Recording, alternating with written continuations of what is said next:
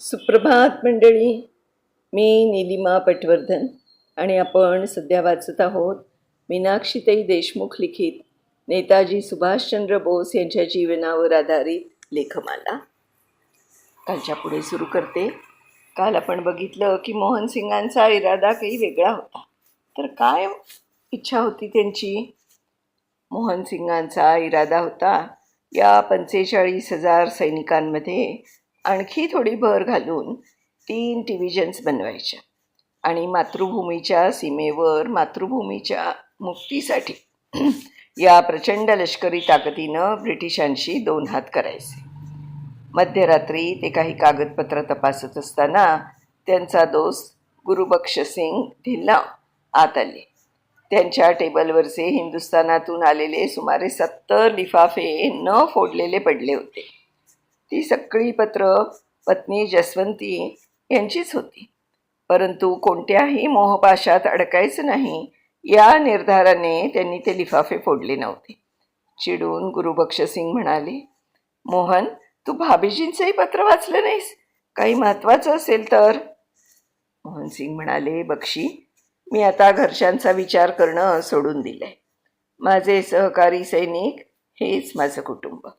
तोवर बक्षींनी काही लिफाफे फोडले आणि एक लिफाफा वाचल्यावर एकदम चिडून बोलले, अरे तू मनुष्य आहेस की हैवान? अरे या पत्रात लिहिलंय की तुला एक सुंदर गोजीरवाडा पुत्र झालाय, पण त्याला तू कधीच बघू शकणार नाहीस. मोहनसिंगचा व्याकुळ झालेला चेहरा बघून ते स्वतःच ओक्साबोक्षी रडत म्हणाले, तुला काय दोष द्यायचा? जे तुझ्या बाबतीत घडलं तेच 15 दिवसांपूर्वी माझ्याकडेही घडलंय. चला, आपण दोघेही मोहपाशातून मुक्त झालो. एक दिवस जनरल मोहनसिंग आणि जनरल भोसले सिंगापुरातील माउंट प्लेझेंट बंगल्यात गप्पा करत बसले होते. बोलता बोलता मोहनसिंग म्हणाले, टोकियो परिषदेच्या वेळी झालेल्या विमान अपघातात जे आपले 3 देशभक्त सापडले तो अपघात नव्हताच, तो घातपात होता. जपान्यांची ती एक खेळी होती. भोसलेजी, आझाद हिंद सेना बांधण्यासाठी मी काय केलं नाही? पोटचा मुलगा मरण पावल्याची बातमी आली तरी मी माझं कामच करत राहिलो. काय उपयोग झाला? क्वाय नदीवरील पुलासाठी हिंदी मजुरांचा छळ, अनन्वित अत्याचार ते करीत आहे. भोसले म्हणाले, मोहन, तू थोडं शांततेने घे. मी रासबिहारींना इकडे बोलावून घेतो. आणि मोहनसिंग एकदम उखडले. रासबिहारींच्या बद्दल उलटं सुलटं बोलत म्हणाले, त्यांना स्वातंत्र्य संघाच्या अध्यक्षपदावरूनच काढून टाकायला हवं. त्यांनी या जपानचं नागरिकत्व पत्करलंय. जपान सरकारात त्यांचा मोठा रुतबा आहे. बँकॉक परिषदेनंतर जपान सरकारला मी बरीच पत्र पाठवली. नव्या बटालियनसाठी 3 डिव्हिजन सैन्य उभारण्यासाठी जपान सरकारकडे सतत मागणीची पत्र पाठवत आहे आणि माझ्या प्रत्येक पत्राला केराची टोपली दाखवली जाते. गेल्या 4 महिन्यात साधं उत्तरही नाही. भोसले म्हणाले, मोहन, एवढं नाराज होण्याचं कारण नाही. अरे, पनांगच्या इन्स्टिट्यूटमध्ये आपल्या पोरांना कमांडोचं खडतर प्रशिक्षण चालू आहे. त्यात ते गुंतलेले आहे. एक दिवस काही जपानी आत घुसले आणि उत्तम कॅडेट्सना पळवून त्यांच्या युद्ध आघाडीवर घेऊन गेले. मोहनसिंग म्हणाले, म्हणूनच म्हणतो की जपान यांच्यावर माझा काडीचाही विश्वास नाही. तशीच वेळ आली तर मी आझाद हिंद फौज बदल करायला मागे पुढे पाहणार नाही. भोसले म्हणाले, असा आतताईपणा करू नकोस. माझ्याकडूनही काही चुका घडतात, आपल्याकडूनही सगळ्यांच्याच कडून घडतात. कर्नल निरंजन गिल नेतृत्वावरून ब्रिटिशांकडून गुप्तहेरी करण्यासाठी महावीर धिल्लॉंचं एक पथक ब्रह्मदेशातून निघालं आणि हिंदुस्थानात जाऊन ब्रिटिशांना मिळालं. तो महावीर गद्दार निघाला.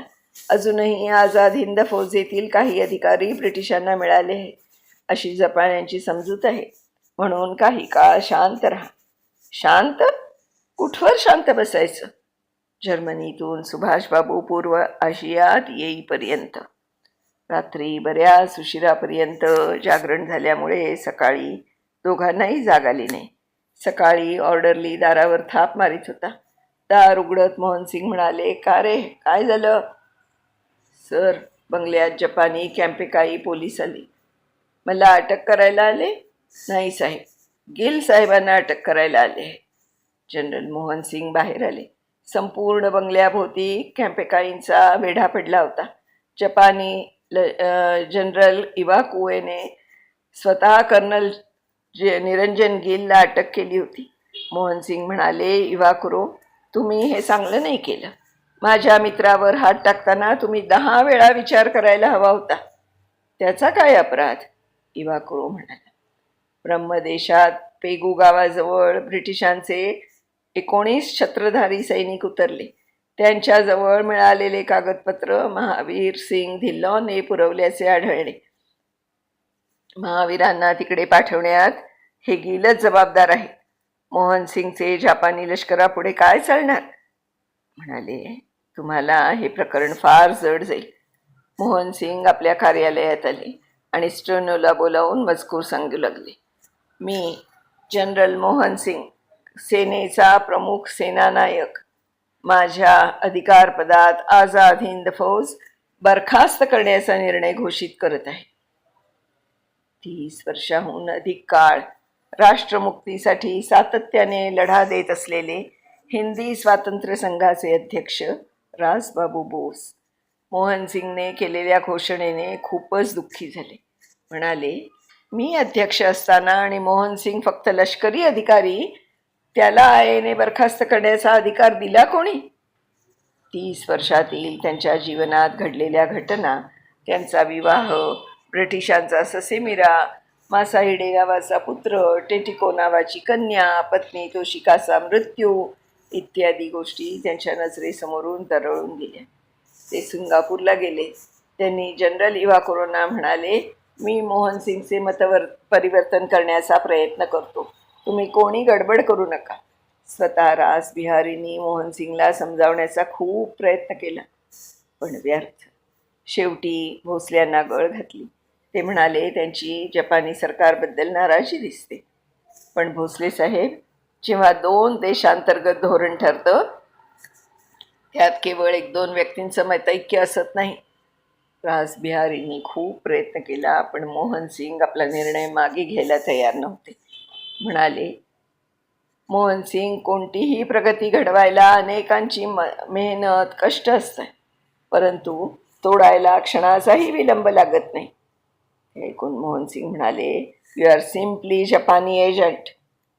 शेवटी रासबिहारी, भोसले, इवाकुरो, सेंडा या सर्वांनी विचारविमर्श करून जनरल मोहन सिंगना आझाद हिंदच्या लष्करी पदावरून दूर हटवण्याचा निर्णय घेण्यात आला.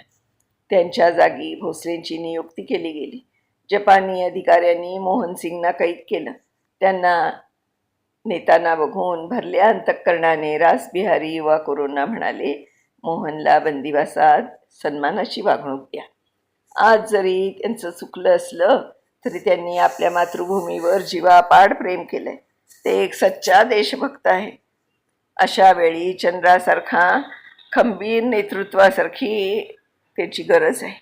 परंतु बरेच प्रयत्न करूनही सुभाषजींना पूर्वेकडे जाता येत नव्हतं. ॲडम ट्राट म्हणाले, जर्मनीसारख्या प्रगत राष्ट्रात नौदलाची किंवा हवाई दलाची मदत मिळाली तरच आपण जपानपर्यंत पोहोचू शकाल. म्हणजे मला आवडो ना आवडो, हिटलरला भेटावंच लागेल. होय, त्याशिवाय पूर्वेचा मार्ग खुला होणार नाही. ऑस्ट्रेलियातील बॉर्जेसटाईनमध्ये एमिली आणि सुभाषजी बसले असताना ॲडम ट्रॉट आले. इथे कोणतंही बंधन नसल्यामुळे दोघेही मोकळेपणे गप्पा मारू लागले. म्हणाले, सुभाष, तुझ्या उपस्थितीत जर जर्मनचा पराभव झाला आणि इंग्लंड विजयी झालं तर बर्लिनमधील नाझी नेत्यांकडे तुझी मागणी करतील. त्या मागणीला नकार देण्याची हिंमत पराभूत राष्ट्र करू शकणार नाही. काहीही करा, पण यातून बाहेर पडा. सुभाष, जर्मन उद्ध्वस्त होण्याआधी तू पूर्व आशियाकडे निघून जा. ट्रॉटच्या या योग्य सल्ल्यानुसार रोमला जायचं निश्चित झालं. ट्रॉटने मुसोलिनीच्या भेटीची वेळ निश्चित केली. बर्लिनच्या लष्करी हवाई अड्ड्यावर ट्रॉट, एमिली आणि नेताजी रोमकडे जाणाऱ्या विमानाची प्रतीक्षा करीत बसले होते. तोच एमिलीला एकदम उलट्यांचा त्रास सुरू झाला. पण तिचा आनंदी चेहरा बघून सुभाषजींनी विचारलं, तुला एवढा त्रास होत असूनही एवढा कसला आनंद? एमिली म्हणाली, ही छोट्या सुभाष येण्याची चाहूल आहे. तोच विमान धावपट्टीवर आलं. आपल्या भावनेला बांध घालून जड अंतःकरणाने एमिलीला एकटी मागे ठेवून सुभाष रोमकडे निघाले. नेताजींना रोममध्ये ड्यूसची लगेच भेट मिळाली. ड्यूस म्हणाला, प्रशासन भवनात परराष्ट्रमंत्री सियानो आणि सिदेईंना थांबवून ठेवण्यास सांगितले. नेताजी म्हणाले, आम्ही एकत्रित काम करू, पण हिंदुस्थानच्या एकसंघतेवर या प्रश्नावर आमची तडजोड होऊच शकणार नाही. माझ्या खंडप्राय देशाचा लचका मी कोणालाही तोडू देणार नाही. सिदेई यायची वेळ झाली तसं मुसोलिनींनी आतल्या कक्षात त्यांना बसवलं. तेवढ्यात सिदेई आणि सियानो पोहोचले. मुसोलिनीने बोसांचा विषय काढताच सिदेई प्रक्षुब्ध होऊन नेताजींबद्दल काही बाई बोलू लागले. तोच मुसोलिनी नेताजींना आतल्या कक्षातून बाहेर बोलावून घेतलं. नेताजी सिदेईंना म्हणाले, मी हिंदुस्थान सोडण्यापूर्वी देश एकसंघ राहावा म्हणून बॅरिस्टर जिनांसमोर प्रस्ताव ठेवला की तुम्ही भारताचे स्वतः पंतप्रधान व्हावं.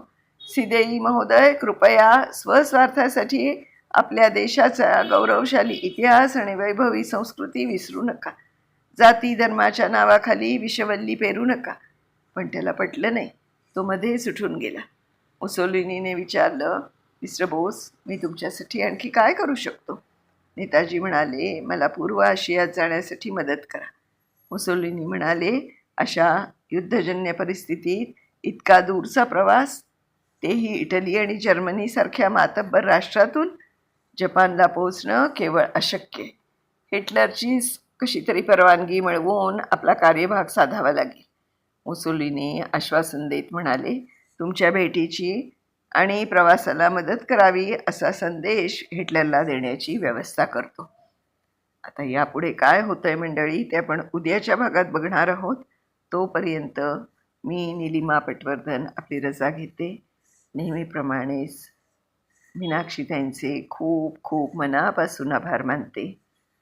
धन्यवाद ताई. उद्या पुढच्या भागासह पुन्हा भेटूया. तोपर्यंत नमस्कार.